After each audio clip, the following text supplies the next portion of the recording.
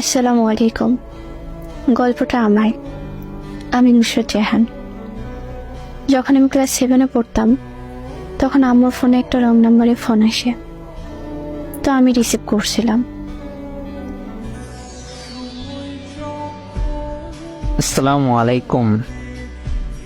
জি, ওয়ালাইকুম আসসালাম। এটা জিমের নাম্বার না? না, কোন জায়গায় ফোন করছেন? Bogura. Sorry, wrong number. 5 minute পর সে আবার ফোন করে।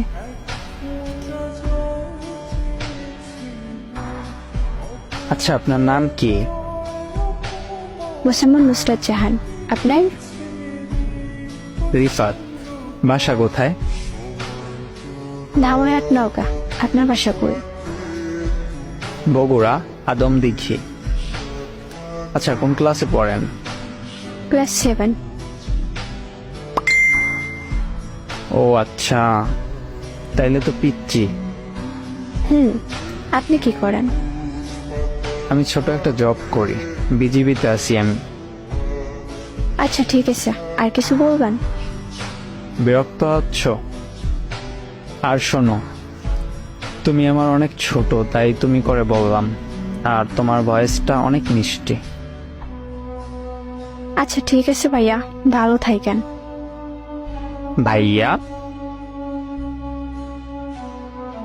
আমি ফোনটা কেটে দিই, তারপর সে আর ফোন করেনি। কিছুদিন পর সে আবার ফোন দিয়েছিল, তখন আম্মু ফোন ধরেছিল, সে ভয় পেয়ে কেটে দেয়। তারপর সে ওই দিন প্রায় 12টা 10 বাজে আবার ফোন দেয়, তখন আমি রিসিভ করি।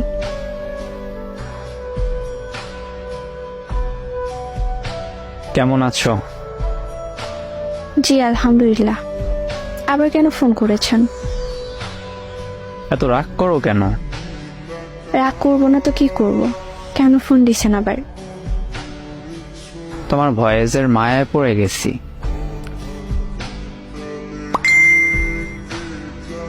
তোমার ভয়েসটা এত মায়াবী, না জানি তুমি কতটা মায়াবী। আর কিছু বলবেন?